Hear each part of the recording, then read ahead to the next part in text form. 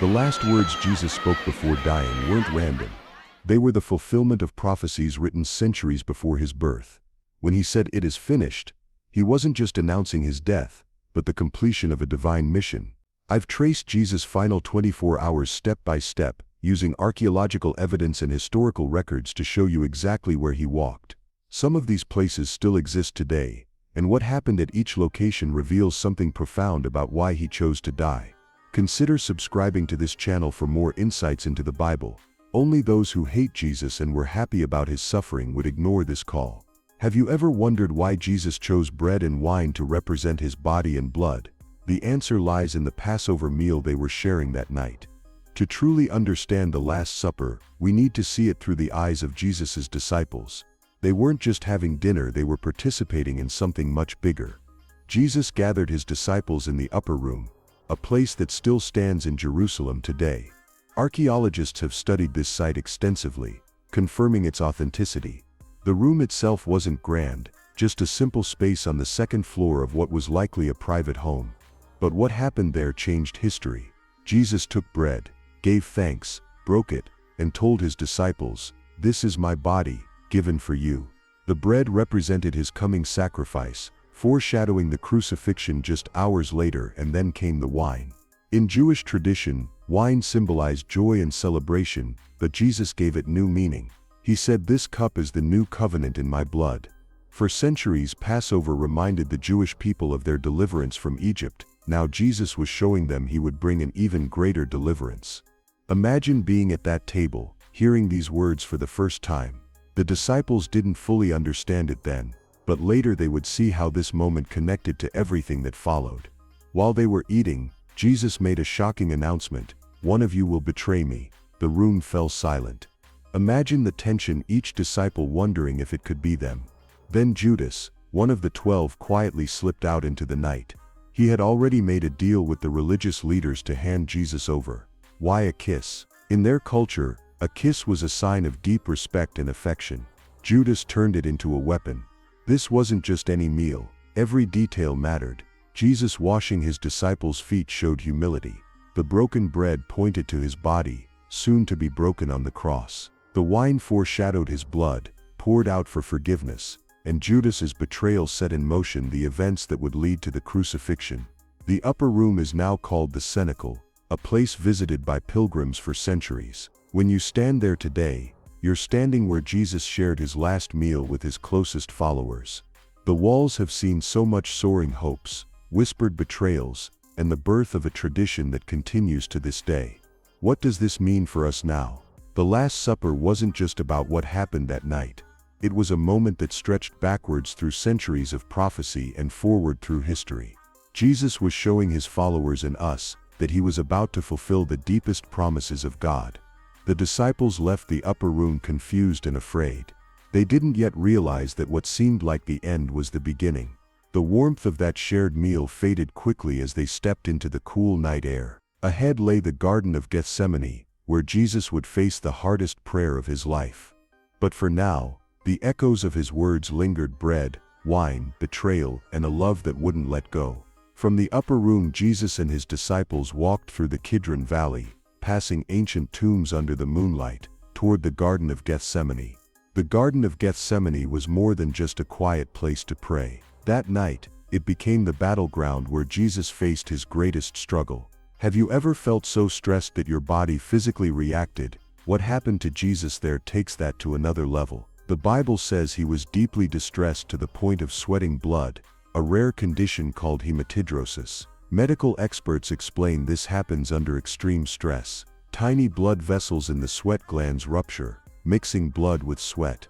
Think about the pressure Jesus felt knowing he would soon carry the weight of all human sin, be betrayed by a friend, and face brutal torture. In that garden, the human side of Jesus wrestled with what was coming. He fell with his face to the ground and prayed, "Father, if it's possible, take this cup from me." He took Peter, James, and John a little farther into the garden. These were his closest friends, the ones who'd seen him transfigured in glory. Now he needed them to stay awake and pray with him. But when he returned, he found them sleeping. "Couldn't you keep watch with me for 1 hour?" he asked Peter. It happened 3 times, and Jesus prayed in anguish, the disciples unable to stay awake. The olive trees in Gethsemane today are descendants of trees that may have been there in Jesus' time. Some are over 900 years old. Imagine touching bark that might have shaded Jesus that night. The name Gethsemane means oil press fitting, because Jesus was being pressed like olives under tremendous weight. What was this cup Jesus prayed about? In the Old Testament, a cup often symbolized God's judgment. Jesus knew drinking it meant bearing the punishment for sin he didn't commit. The physical pain of crucifixion was terrible, but bearing the sins of the world was worse. Hebrews says he offered up prayers with loud cries and tears. This wasn't a quiet meditation.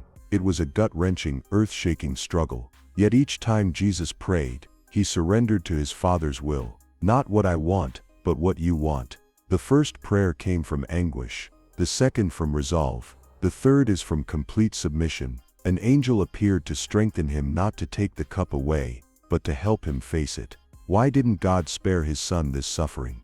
Because this was why Jesus came. In Eden, humans chose their will over God's. In Gethsemane, Jesus chose God's will over his own. One man's disobedience brought sin into the world. One man's obedience would make salvation possible.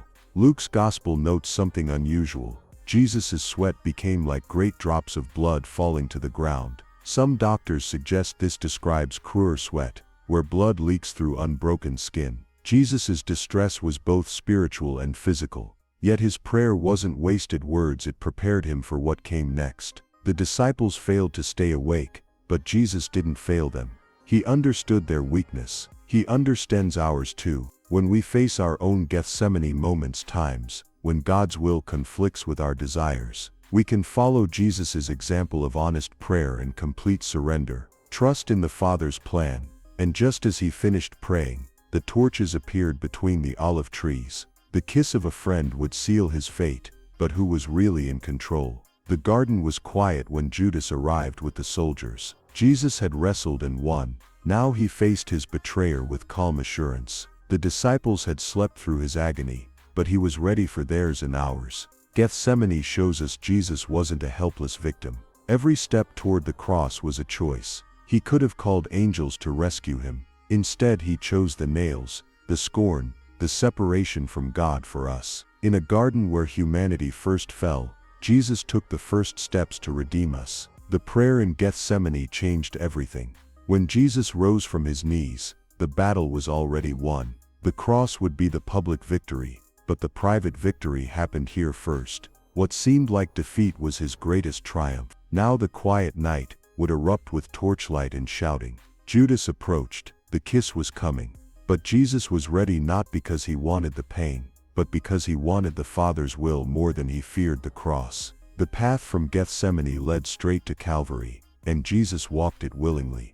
The soldiers' torches flickered between the ancient olive trees as they moved in to arrest him. The disciples were startled awake, but Jesus stood calm. The hour has come, he said. What began in prayer would end in power. The garden stillness shattered as swords flashed and voices rose. Jesus had surrendered to God's plan. Now he would complete it. The Gospels record Judas saying, "Greetings, Rabbi," as he kissed Jesus. Imagine how that felt, a trusted friend, using words of respect while handing him over to death. Roman arrest procedures required identification. Soldiers likely expected resistance when arresting a popular teacher with followers. The kiss removed any doubt about which man was Jesus. But Judas wasn't controlling events as much as he thought. Jesus stepped forward and asked, "Who is it you want?" When they said, "Jesus of Nazareth," he replied, "I am he." And the armed group stepped back and fell to the ground. This showed his power. He went willingly, not because they overpowered him. Peter reacted violently, swinging his sword at the high priest's servant named Malchus. The blow sliced off the man's right ear. Roman law punished attacks on officials severely, and Peter could have been executed. But Jesus touched Malchus's ear and healed him instantly. Think about that. The moment he was being arrested, Jesus showed compassion to an enemy. The Dr. Luke is the only gospel writer who records this healing, noting important details as a physician would. The arrest scene reveals stark contrasts. The religious leaders came at night to avoid crowds. They brought weapons to take one unarmed teacher. Peter fought back with violence while Jesus responded with healing. In the struggle, all the disciples fled except Peter and John, who followed at a distance. John's gospel includes eyewitness details like the fact they bound Jesus' hands as they led him away. Arrest ropes have been found from that period, coarse fibers that would dig into the wrists. Why didn't Jesus resist? Earlier he told Peter, "Do you think I cannot call on my Father, who would at once put at my disposal more than 12 legions of angels?" That's over 72,000 angels. One could have destroyed the entire Roman army. But Jesus said this couldn't happen because how then would the scriptures be fulfilled? Every detail was following God's plan, right down to the timing. The arrest happened at night, so the trials could finish by morning. Jesus asked the crowd, "Am I leading a rebellion that you come with swords and clubs?" He'd taught openly in the temple every day. They could have arrested him then. But darkness served their purpose because the religious leaders feared the people who supported Jesus. Night arrests were common for political prisoners, and Roman history records similar arrests of troublemakers before festivals when crowds gathered. When Jesus healed Malchus, he demonstrated his true nature. The Greek word used means to restore completely. This wasn't just first aid, the ear was reattached perfectly. Even in this crisis, Jesus acted as the great physician. This miracle went unseen by most but showed those paying attention to who he was. The servant's name Malchus means king, ironic since his master Caiaphas was about to condemn the true king. The disciples' reaction shows human nature. They went from sleeping when they should have been praying, to fighting when they should have been trusting, to running when they should have stood firm. Yet Jesus understood their weakness. He'd warned Peter, "You will deny me," but didn't reject him. Just hours earlier, they'd shared the Passover meal. Now they abandoned him exactly as he'd predicted. The arrest fulfilled the prophecy Zechariah wrote 500 years earlier, "Strike the shepherd, and the sheep will be scattered." Isaiah described the Messiah as being led like a lamb to slaughter. Jesus knew these prophecies and chose to fulfill them. When he said, "This is your hour, when darkness reigns," he acknowledged evil's temporary victory. But the greater victory was coming.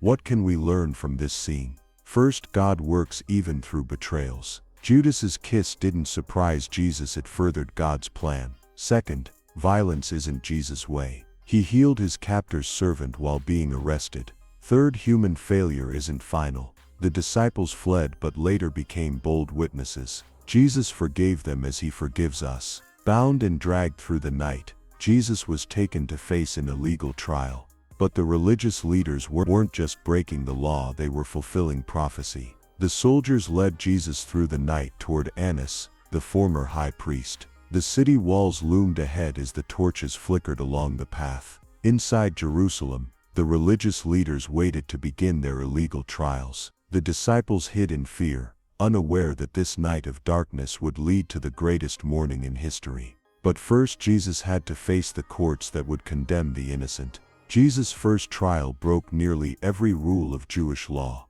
Have you ever thought about what makes a trial fair? The Jewish legal system had strict protections for defendants, protections Jesus never received. They brought him first to Annas, the former high priest who still wielded power behind the scenes. Archaeologists have identified what may have been Annas's house in Jerusalem, a large stone courtyard, matching John's Gospel description. Jewish law required trials to happen only during the daytime. This one started at night. The court could only condemn someone on the testimony of multiple eyewitnesses who agreed perfectly, but here they sought testimony against Jesus first. Judges weren't supposed to interrogate the accused directly, yet Annas questioned Jesus personally. The law demanded presumed innocence, but Jesus faced presumption of guilt. Every rule broken made this more of a show trial than real justice. Annas served as a high priest from AD 615, before Rome replaced him. Yet he remained the power behind the office, with 5 sons and now son-in-law Caiaphas holding the position. The family controlled the temple markets where they'd recently driven out Jesus to clear the money changers. This wasn't just about religion, it was personal. Annas likely hoped Jesus would incriminate himself when questioned about his disciples and teaching.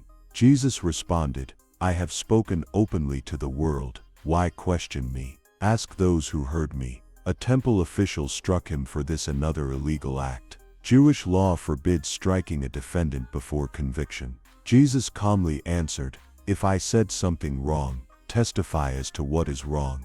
But if I spoke the truth, why did you strike me?" Even in this unjust setting, Jesus modeled how to confront wrongdoing with truth. Why did Jesus remain silent during parts of the trial? Isaiah 53:7 foretold the Messiah would be led like a lamb to the slaughter, and remain silent before accusers. Jesus knew which words to say, and when to stay quiet. Every detail fulfilled the prophecy. His silence exposed the trial's illegitimacy. When Annas couldn't trap Jesus, he sent him bound to Caiaphas for the full Sanhedrin trial. Imagine being a disciple watching this unfold. Peter stood in the courtyard, warming himself by the fire, when a servant girl recognized him. John knew the high priest's household, so he could enter the courtyard. An eyewitness detail preserved in his gospel. The house likely resembled other wealthy Jerusalem homes. Archaeologists have excavated a central courtyard, surrounded by rooms where servants and guards gathered.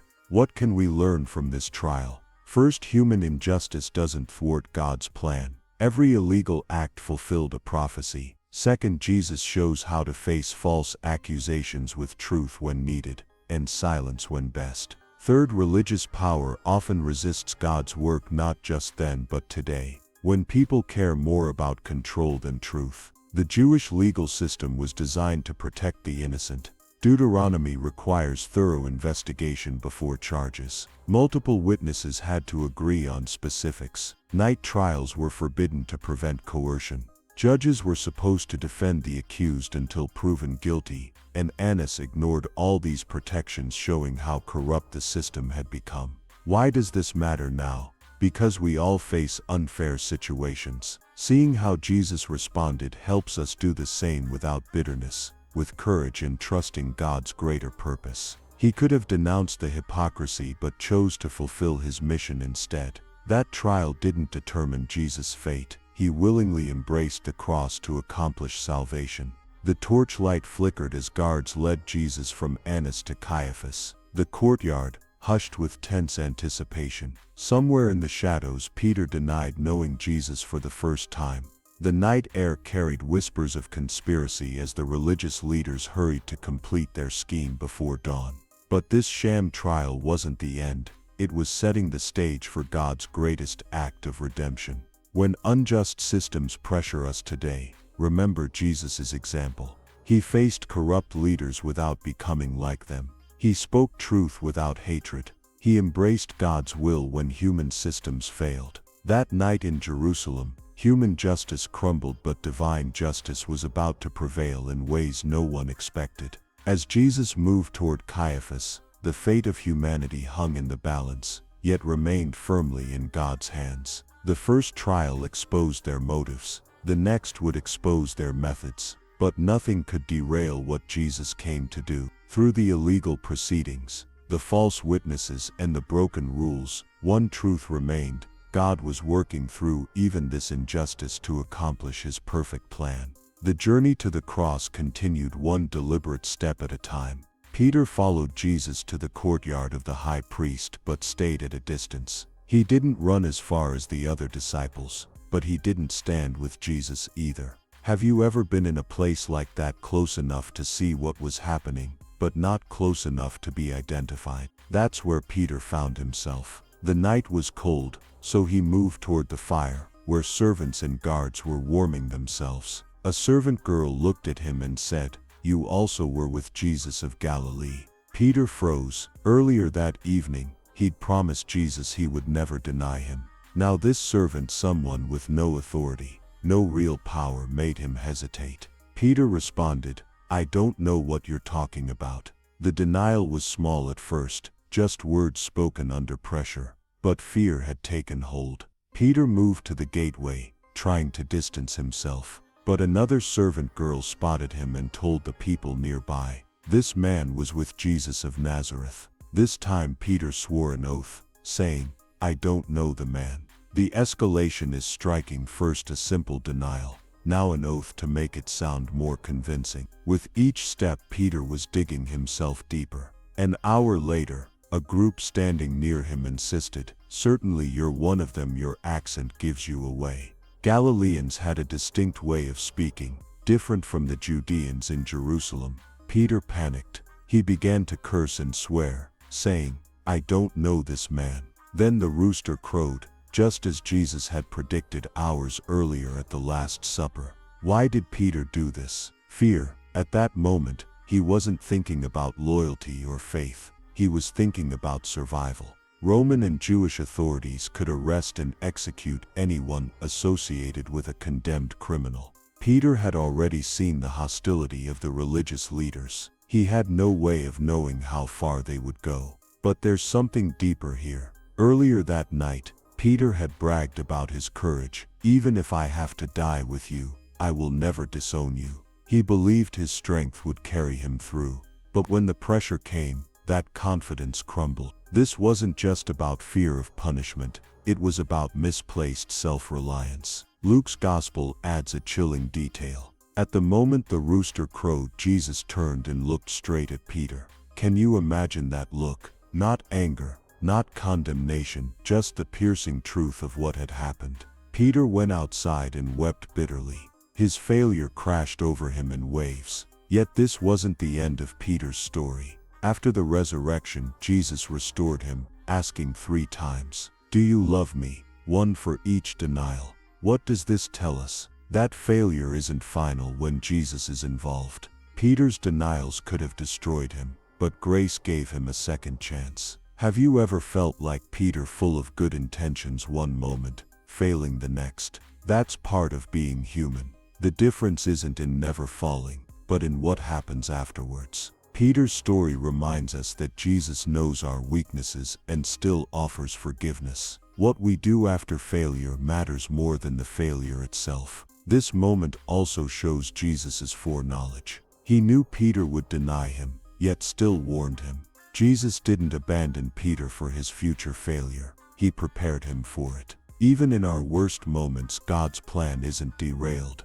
Though we may stumble, He works through our brokenness. What if Peter hadn't failed here? Would he have understood grace as deeply? Would he have preached with such passion about repentance and forgiveness? Sometimes our greatest weaknesses become the places where God's strength shines brightest. As the guards led Jesus away for the next trial, Peter disappeared into the night, his sobs echoing in the darkness. But dawn was coming, not just for the new day, but for Peter's broken faith. His darkest moment would eventually lead to a deeper understanding of grace. The rooster's crow marked an ending, but also a beginning. Sometimes failure isn't the last word. Sometimes it's the first step toward real transformation. Peter would later write, "Cast all your anxiety on him, because he cares for you." He wrote those words because he had lived them. Now Jesus was being taken to Pilate, the Roman governor, for the next phase of the trial. The religious leaders were determined to push this to execution. But Peter, weeping in the shadows, didn't yet know how the story would change. What he saw as an end was the start of something he couldn't yet imagine. Sunlight began to creep over the city as Jesus was moved from the high priest's residence to the Roman headquarters. Jerusalem was waking up to another Passover morning, though this one would be unlike any other. The next phase of the trial would reveal not just Roman power, but human weakness and divine purpose. Pilate knew trouble when he saw it. When the Jewish leaders dragged Jesus to his headquarters, Gabbatha, at dawn, the Roman governor immediately recognized a political problem. Why did these religious authorities suddenly care about justice? They hated Rome's interference, yet here they were, demanding execution. Pilate had governed Judea for 5 years already. He understood the volatile mix of religious zeal and Roman rule that made Jerusalem so unstable, especially during Passover when the city swelled with pilgrims. Archaeologists have identified what's likely Pilate's judgment seat in Jerusalem, not at the Antonia fortress, as once thought, but at Herod's palace on the western side of the city. This makes sense historically. Roman governors typically stayed in palaces when visiting Jerusalem, not military forts. The pavement discovered there matches John's description of the stone pavement Gabbatha where Pilate judged Jesus. Imagine Jesus standing there, bound, while the shouting crowd pressed closer. Pilate's first question cut to the heart of the matter. What charges are you bringing against this man? When they dodged if he weren't a criminal, we wouldn't have handed him over, and Pilate sensed their dishonesty. He took Jesus aside for private questioning. Are you the king of the Jews? Jesus' reply turned the question back. Is that your idea, or did others tell you about me? Biblical scholars note this wasn't evasion. Jesus was making Pilate think about where authority comes from. The conversation confused Pilate. This was no violent revolutionary. Jesus spoke of a kingdom not of this world, not a threat to Rome. Yet when Jesus said, "Everyone on the side of truth listens to me," Pilate famously scoffed, "What is truth?" The cynical politician had dealt with too many lies to recognize the truth standing before him. Even so, Pilate announced his verdict. I find no basis for a charge against him. So why didn't Pilate just release Jesus? Political survival. The Jewish leaders played their trump card. If you let this man go, you're no friend of Caesar. This was serious, and Tiberius Caesar removed governors for less. Recent archaeological discoveries confirm how much Pilate's career depended on maintaining Roman favor. Just months earlier, he'd angered the Jews by using temple funds to build an aqueduct. Another misstep could cost him everything. Pilate tried 3 strategies to free Jesus. First, he told the crowd he found no guilt, but they kept demanding crucifixion. Next, he sent Jesus to Herod Antipas, the ruler of Galilee, hoping to avoid responsibility. Herod just mocked Jesus and sent him back to Pilate. Finally, Pilate offered to release one prisoner, which is a Passover tradition. He likely thought they'd choose gentle Jesus over the violent revolutionary Barabbas, but the chief priests stirred the crowd to demand Barabbas. When Pilate asked, "What shall I do with Jesus?" the mob roared, "Crucify him." Pilate stalled. Why? What crime has he committed? But the shouting overwhelmed reason. Then came the chilling threat. We have no king but Caesar. Religious leaders who hated Rome now invoked Caesar to murder their Messiah. The irony was crushing. These men were rejecting God's chosen one to protect their power. That's when Pilate washed his hands literally, and archaeologists have found Roman basins used for ceremonial hand washing. The governor proclaimed, "I am innocent of this man's blood," shifting blame to the crowd. They responded, "His blood be on us and our children." Within 40 years, Jerusalem would lie in ruins, a sobering fulfillment none could foresee. Pilate's final act was typically calculating. He had Jesus scourged before sentencing, either to satisfy the crowd's bloodlust or a last attempt to stir pity. But the beaten Jesus only inflamed them more. As the Praetorian Guard pressed the crown of thorns into his scalp and mocked him as king, Pilate displayed Jesus. Behold the man. Perhaps he hoped the pathetic sight would end the madness. Instead they shouted louder, "Crucify." What does this power struggle teach us? First, truth often loses when politics rule. Pilate knew Jesus was innocent yet condemned him to keep his job. Second, public opinion isn't necessarily right. The crowd chose a murderer over their Messiah. Third, no one escapes responsibility by passing blame. Pilate's hand-washing didn't absolve him. He still ordered the cross. Ancient historians confirm Pilate later fell from power after slaughtering the Samaritans. The man who couldn't stand up to one injustice committed many others. His story warns us to compromise our conscience once, and it becomes easier each time. Pilate had Jesus flogged before handing him over to be crucified. The Gospel notes dryly. The politician thought he'd saved his career. History remembers him differently. As the soldiers led Jesus away, Pilate likely returned to his paperwork. Just another turbulent morning in Jerusalem. But this decision would echo through history. The man who asked "What is truth?" had stared truth in the face and failed to recognize him. Now Jesus went to Herod's court, another leader who'd rather mock than face hard truths. The contrast was striking. Pilate, the compromiser, and Herod, the shallow thrill-seeker, both missed the moment's significance. But God's plan moved forward despite human weakness. Herod Antipas had wanted to see Jesus for a long time. You might remember this was the same Herod who had John the Baptist beheaded, a ruler known for his cruelty and poor decisions. When Pilate sent Jesus to Herod's palace that morning, it wasn't out of respect, it was political maneuvering. Pilate hoped to avoid making the final call on Jesus' fate by passing the problem to someone else. Herod's palace in Jerusalem was massive. Archaeologists have uncovered remnants of its grandeur, including elaborate stonework and mosaics. This wasn't just a residence, it was a statement of power. When Jesus stood before Herod, he wasn't facing a righteous judge, but a man who cared more about entertainment than justice. Herod was excited. He had heard about Jesus' miracles and hoped to see some spectacle. He wanted a show, not truth. Have you ever been around someone who doesn't take anything seriously? That was Herod. He bombarded Jesus with questions, but Jesus refused to answer. The Gospels record complete silence, no defense, no argument, nothing. Herod didn't want real answers, he wanted amusement. When Jesus wouldn't perform miracles on demand, Herod and his soldiers turned cruel. They dressed Jesus in a fancy robe, mocking him as a pretend king. The soldiers likely used a faded royal garment. Purple dye was expensive to heighten the ridicule. Luke's Gospel says Herod and his men treated him with contempt. Think about that scene of grown men taunting a bruised, exhausted prisoner because he wouldn't entertain them.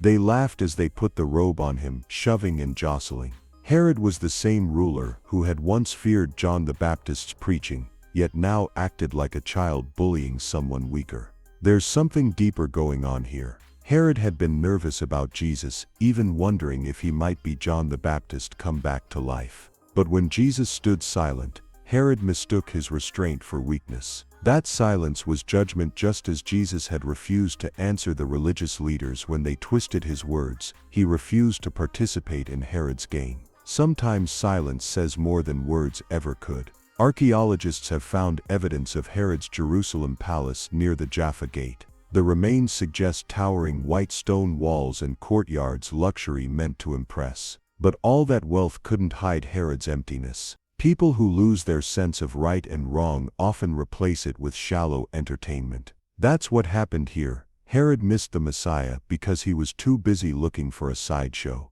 When the mockery ended, Herod faced a choice. He could have set Jesus free since Pilate had already said he was innocent. Instead, Herod sent him back, still wearing that mocking robe. This wasn't about justice, it was about avoiding responsibility. Herod could have sided with truth, but chose popularity. He sent Jesus back to Pilate with a jab. "See, I find no basis for charges." That decision revealed Herod's character. He had power, wealth, and privilege, yet lacked the courage to do what was right. He had John killed to please his wife. He mocked Jesus to impress his friends. Every choice showed where his priorities lay. When people reject the truth for long enough, they stop recognizing it even when it stands right in front of them. What can we learn from this? First, the entertainment never satisfies as truth does. Herod wanted miracles on demand instead of hearing Jesus' message. Second, ridicule often covers insecurity.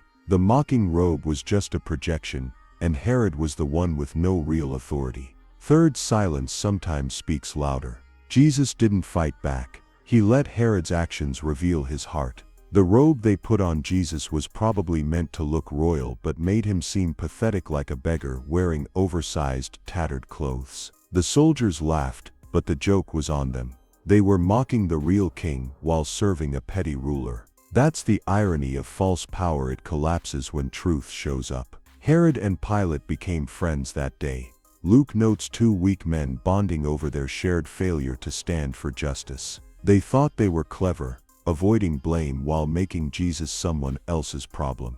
But history doesn't remember their excuses, just their moral failure. Ever notice how people who won't do what's right often settle for half measures? Herod rejected truth, but also rejected full responsibility. That's the tragedy of moral compromise. You lose your soul without even getting what you wanted. Herod got a brief thrill from mocking Jesus, but nothing lasting. Jesus left Herod's palace just as quietly as he arrived. The soldiers would have dragged him roughly back to Pilate, their laughter still echoing in the courtyard. Herod likely returned to his palace business, thinking the matter settled. But history had other plans. This scene shows what happens when people treat serious things as trivial. Herod wanted entertainment, not salvation. He saw Jesus as a curiosity, not a savior. That miscalculation cost him everything in the end. As Jesus was led away, the morning sun would have glinted off the palace walls. The soldiers shoved him forward, another prisoner in an endless line. But this wasn't just another criminal. This was the one even Herod couldn't control. From Herod's palace to Pilate's court, the path grew darker. The next stop would be the scourging post, where the real suffering would begin. The Roman scourging post was one of the most feared places in Jerusalem. Before the crucifixion, prisoners typically endured flagellation, a brutal beating with a whip called a flagrum. Archaeologists have found remnants of these whips, leather straps embedded with sharpened bone fragments or metal balls designed to tear flesh. Medical experts analyzing crucifixion wounds note the flagrum caused deep muscle lacerations, sometimes exposing internal organs. Jesus was stripped and tied to a low stone column, his back stretched taut for maximum impact. The soldiers swung the whip in practiced arcs, each strike landing with a sickening crack. Roman law limited scourging to 39 lashes to prevent accidental death, but historians suggest Pilate may have allowed extra blows to satisfy the bloodthirsty crowd. Imagine the sound of leather snapping, flesh tearing, and Jesus' labored breathing between blows. Modern forensic pathologists studying crucifixion victims report that scourging often removes strips of skin, creating a condition called fascial tearing, where muscle tissue becomes visible. The prophet Isaiah described the Messiah's punishment centuries earlier. His appearance was so disfigured beyond that of any human being. This wasn't just pain, but it was dehumanization, reducing a man to raw, quivering flesh. Survivors of Roman floggings often died from shock or blood loss before reaching the cross. That Jesus survived speaks to his physical stamina. But why submit to this torture? John's Gospel records Pilate presenting the scourged Jesus to the crowd. "Behold the man," hoping the ghastly sight would satisfy them. Instead, they shouted louder, "Crucify." Have you ever noticed how cruelty escalates? The crowd wasn't content with Jesus being punished. They wanted him eliminated. When Pilate offered to release either Jesus or Barabbas, a violent insurrectionist, they chose the murderer. The name Barabbas means son of the Father. Ironic, since they rejected the Son of the Father. Some ancient manuscripts give Barabbas's full name as Jesus Barabbas, making the choice even starker. Which Jesus would go free? Medical research helps us understand Jesus' physical state post-scourging. Trauma surgeons note severe blood loss would cause extreme thirst, explaining Jesus later saying, "I thirst." Damage to superficial veins and capillaries often leads to hypovolemic shock, pale skin, rapid heartbeat, and confusion. The crown of thorns pressed into his scalp would have caused additional bleeding, with nerve-rich facial tissue making the pain excruciating. Pilate finally caved to political pressure, ordering the crucifixion, but not before another cowardly gesture. He washed his hands before the crowd, saying, "I am innocent of this man's blood."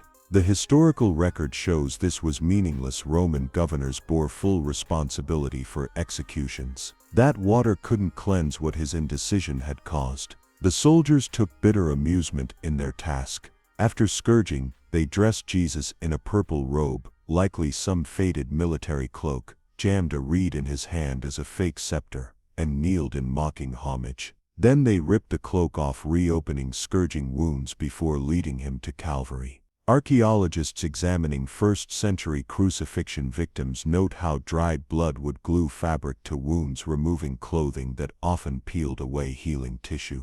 What's striking is Jesus' silence through most of this. Isaiah's prophecy said, "As a sheep before its shearers is silent, so he did not open his mouth." He didn't resist the injustice, though one word could have summoned legions of angels. This surrender wasn't weakness, it was strength under control. The soldiers saw a beaten prisoner. Believers saw God choosing sacrificial love over divine power. The theological significance becomes clear when we examine Old Testament parallels. Passover lambs were examined for 4 days before sacrifice. Jesus spent the same time under public scrutiny in Jerusalem before his death. The lambs couldn't have broken bones fulfilled when the soldiers didn't break Jesus' legs. Even the scourging links to temple rituals, and the high priest's whip kept animals from defiling the sanctuary, while Jesus' wounds purified humanity's sin. As the guards untied Jesus from the scourging post, blood pooled where he'd stood. The cross waited outside the city gates, but first came the Via Dolorosa, the painful walk while carrying the crossbeam. Roman practice forced victims to carry their execution devices, often weighing 70 to 100 pounds. After severe blood loss, most couldn't bear it long. That's why Simon of Cyrene was pressed into service, as detail implying Jesus stumbled under the weight. Some wonder why the Gospels spend little time describing the scourging. Perhaps because the physical suffering, while horrific, wasn't the main point. The deeper agony came when Jesus took humanity's sin upon himself, a spiritual reality we can scarcely comprehend. The whip's wounds healed in weeks, the sacrifice resonated for eternity. What do we take from this brutal scene? First, injustice doesn't negate God's plan. The illegal trials and cruelty somehow fulfilled ancient prophecies. Second, Jesus' silence teaches us about righteous endurance and that not every wrong needs confronted in the moment. Third, love sometimes looks like weakness until you realize what it accomplishes. The soldiers likely joked as they led Jesus away, unaware they were enacting history's most pivotal moment. The scourging post stood empty now, blood spatters drying in the morning sun. Ahead lay Golgotha and the cross that would change everything. But first, Jesus had to walk that road, step by agonizing step, bearing our brokenness on his torn back. If you've ever felt alone in suffering, consider this. The Son of God endured pain beyond comprehension to bring you near. The scourging wasn't the end, but it was the path to redemption. As Jesus moved toward Calvary, physical agony screamed at him to stop, but love kept him walking forward. That's the power we'll see at the cross. The crowd's shouts still echoed as the procession moved through Jerusalem's streets. Some women wept as he passed, but Jesus said to them, "Do not weep for me, but for yourselves and your children." Others jeered. None grasped this was the King of Glory, willingly walking his coronation road not to a throne, but to a cross. The soldiers would soon gamble for his clothes, oblivious they were fulfilling yet another prophecy. Every detail, every wound, was part of a story much bigger than they knew. The crucifixion of Jesus happened at a place called Golgotha, meaning place of the skull. Historians believe this was likely the rocky hill now covered by the Church of the Holy Sepulchre in Jerusalem. The site fits the biblical description: outside the city walls, visible from a distance, with rock formations that resemble a skull. Archaeologists have found first-century tombs nearby, confirming it was a burial area of that period. At 9 a.m., Roman soldiers nailed Jesus to the cross. Crucifixion was designed to maximize suffering and humiliation. The upright post would have already been planted in the ground. Jesus carried just the crossbeam, weighing up to 100 pounds, to the execution site. Medical experts explain crucifixion caused death by suffocation. Victims had to push up on their nailed feet to breathe, scraping their shredded backs against rough wood. Each breath became a struggle against gravity and pain. Jesus was crucified between two criminals, fulfilling Isaiah's prophecy that the Messiah would be numbered with transgressors. One criminal hurled insults, the other pleaded, "Jesus, remember me when you come into your kingdom. Truly today you will be with me in paradise." The sign above his head read "King of the Jews" in 3 languages, a political jab by Pilate toward the Jewish leaders who demanded this execution. Roman soldiers cast lots for Jesus' clothing, unknowingly fulfilling Psalm 22. "They divide my garments among them and cast lots for my clothing." At noon, darkness fell over the land for 3 hours, an event historians like Thallus and Phlegon noted in their writings. This wasn't a natural eclipse. Passover occurs during a full moon when eclipses can't happen. A Roman centurion, witnessing all, declared, "Surely this man was the Son of God." Something supernatural was happening as Jesus bore the weight of humanity's sin. During this darkness, Jesus cried out, my God, why have you forsaken me?" Quoting Psalm 22, some bystanders misunderstood, thinking he called for Elijah. The physical suffering was brutal, but the spiritual reality went deeper. Jesus, who had existed in perfect relationship with the Father, experienced separation as he became sin for us. Medical experts note crucifixion victims typically lasted days before dying. That Jesus died after 6 hours suggests his death wasn't just physical. He voluntarily gave up his spirit when the work was complete. Have you ever considered what "it is finished" really meant? The Greek word is tetelestai, an accounting term meaning paid in full. Jesus wasn't saying his life was over. He declared salvation's debt had been settled. Every requirement of the law, every prophecy about the Messiah completed. The temple veil tearing showed direct access to God was now available. Even the earthquake that followed, recorded in Matthew 27, signaled this was no ordinary death. The soldiers didn't break Jesus' legs, another fulfillment of Exodus's Passover lamb instructions. Instead, a spear thrust confirmed his death while fulfilling Zechariah's prophecy. They will look on me whom they have pierced. Blood and water flowed out, which modern medicine suggests indicates pericardial effusion fluid around the heart. This wasn't just execution, it was sacrifice.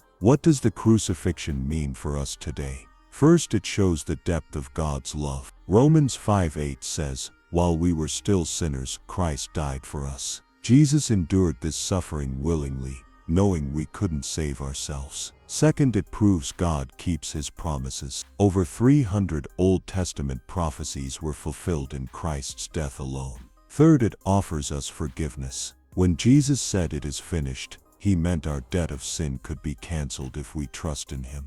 The crucifixion wasn't a tragic ending, it was the turning point of history. That Friday looked like defeat, but Sunday was coming.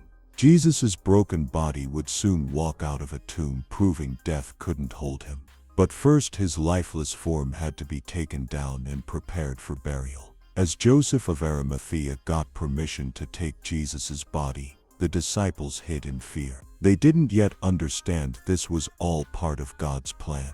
The Roman guards secured the tomb with a massive stone and official seal, never suspecting their precautions would soon prove useless against resurrection power. The cross stood empty now, bloodstains drying on its rough wood. In Jerusalem's fading light, some mourned while others went back to business as usual. But something had changed forever. The perfect sacrifice had been offered once and for all. Sin's power was broken. The way to God stood open. All that remained was for the stone to roll away and the truth to come shining out. For 3 days the world would wait. But what looked like silence was the quiet before the greatest morning in history. The cross had done its work. The tomb would soon prove it. As the sun set that Friday, no one realized they stood between "it is finished" and "he is risen."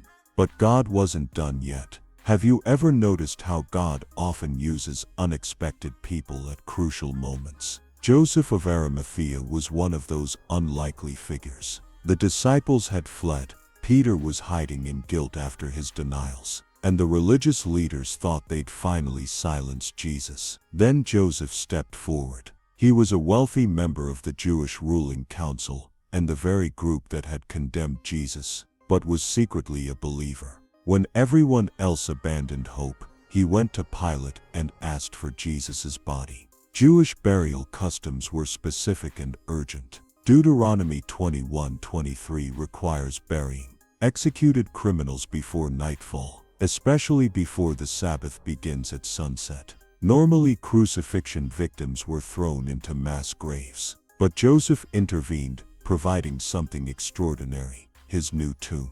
Archaeologists have found similar first-century tombs near Golgotha, small caves cut into limestone, with stone slabs for bodies, and niches for later bone collection. That Joseph owned one shows his wealth, that he gave it to Jesus shows his devotion. Imagine Joseph and Nicodemus, another secret follower, working quickly as the Sabbath approached. They lowered Jesus' battered body from the cross, likely using ladders and cloths. Jewish burial practice involved washing the body, but given the time constraints, and Jesus' injuries, especially the blood and water from the spear wound. They may have wrapped him directly in linen strips with spices. Myrrh and aloes weighed about 75 pounds, an extravagant amount, like burying a king. The tomb had never been used, befitting for someone completely pure. The location mattered. The tomb was in a garden near the crucifixion site, John 19:41, which matches archaeological discoveries of wealthy first-century burial grounds outside Jerusalem's walls. Rolling stones typically sealed these tombs with massive discs that could weigh over a ton, fitting into grooves cut into the rock. Matthew 27:60 notes, Joseph rolled a big stone in front of the entrance. That detail mattered because 3 days later, everyone would know nobody could have stolen the body unnoticed. Have you ever thought about why God arranged for Jesus to be buried in a rich man's tomb? Isaiah 53:9 predicted it centuries earlier. He was assigned a grave with the wicked, but with the rich in his death. The religious leaders wanted Jesus buried shamefully with criminals. God ensured he was buried honorably. When Jesus said it is finished on the cross, he meant every detail was unfolding exactly as planned, even his burial. The women who had followed Jesus watched everything. Mark 15:47. Mary Magdalene and Mary, the mother of Jose, saw where Joseph laid the body. They planned to return after the Sabbath to finish proper anointing. Their devotion contrasts with the disciples' fear. The men were hiding, while these women stayed present, even in grief. Pilate's surprising cooperation also fits the pattern.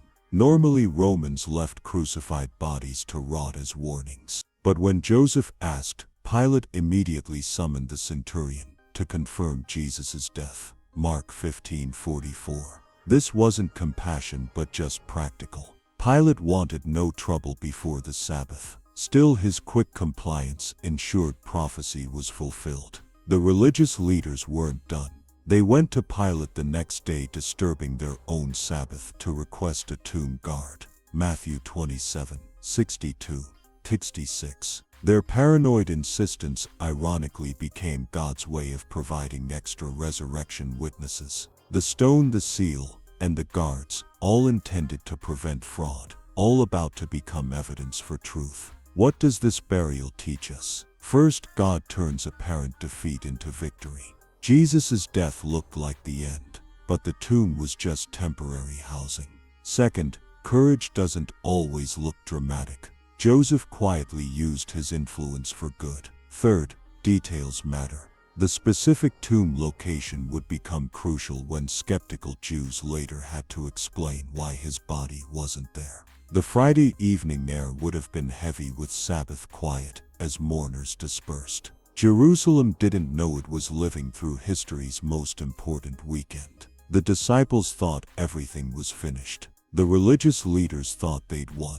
But in that silent tomb, something greater than anyone imagined was coming. Have you ever felt like good had lost? That darkness had the final word? Jesus' burial might have felt that way to his followers. But God was working behind the scenes. The same power that raised Jesus from death can bring hope to our darkest places too.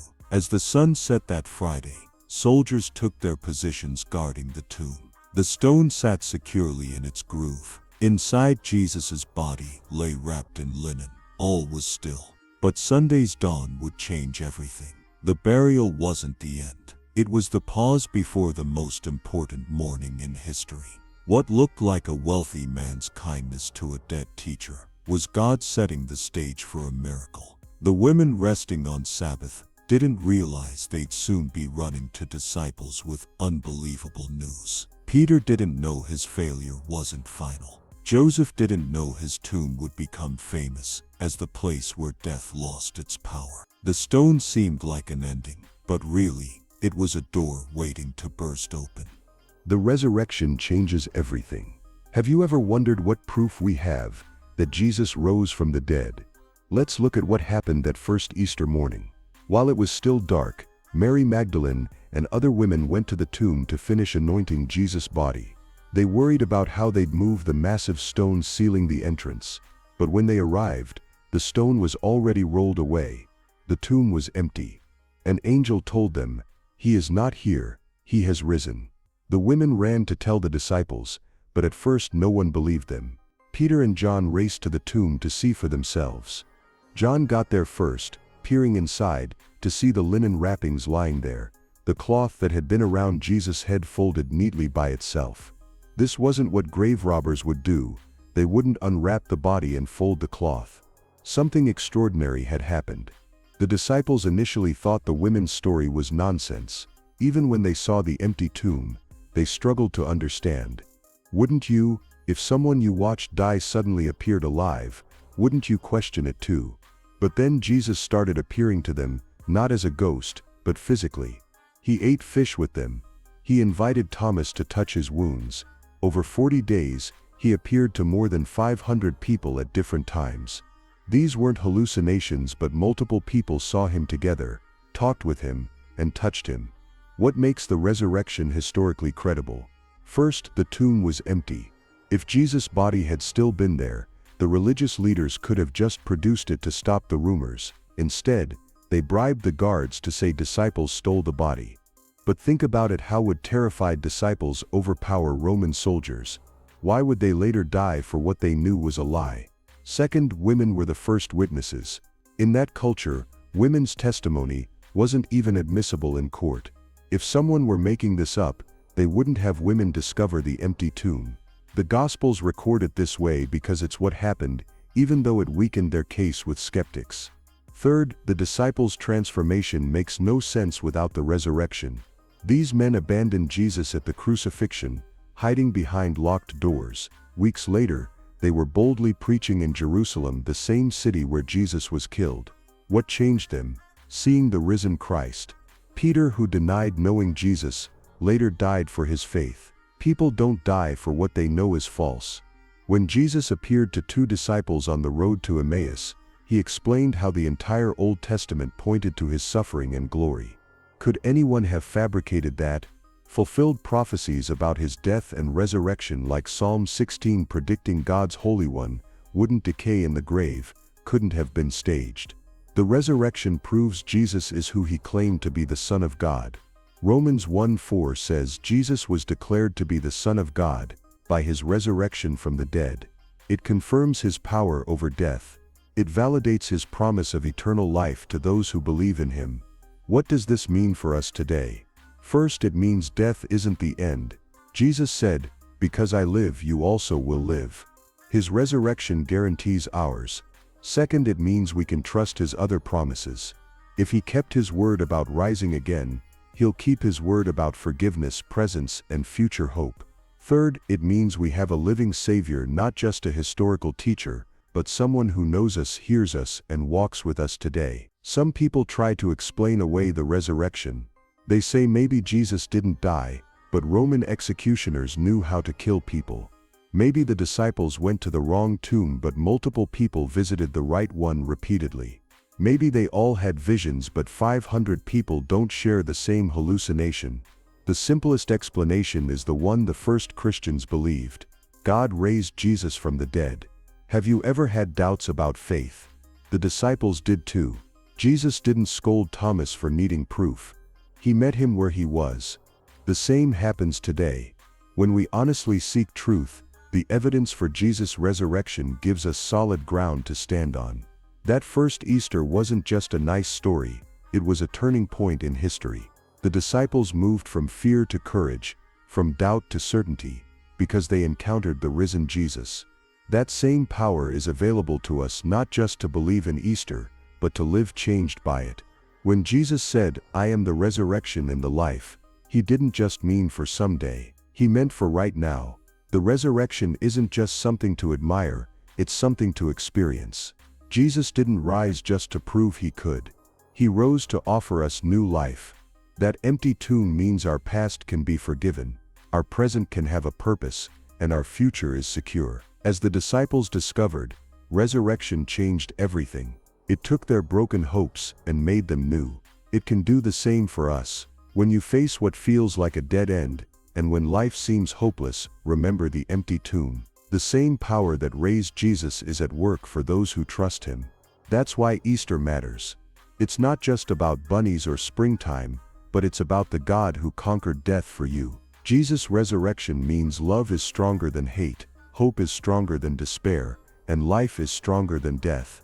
Whatever you're facing today, the empty tomb says you're not alone, and the story isn't over. The disciples' disbelief turned to joy when they saw Jesus. For Mary Magdalene, tears turned to recognition when he said her name. That same moment can happen for us when we move from knowing about Easter to knowing the risen Christ.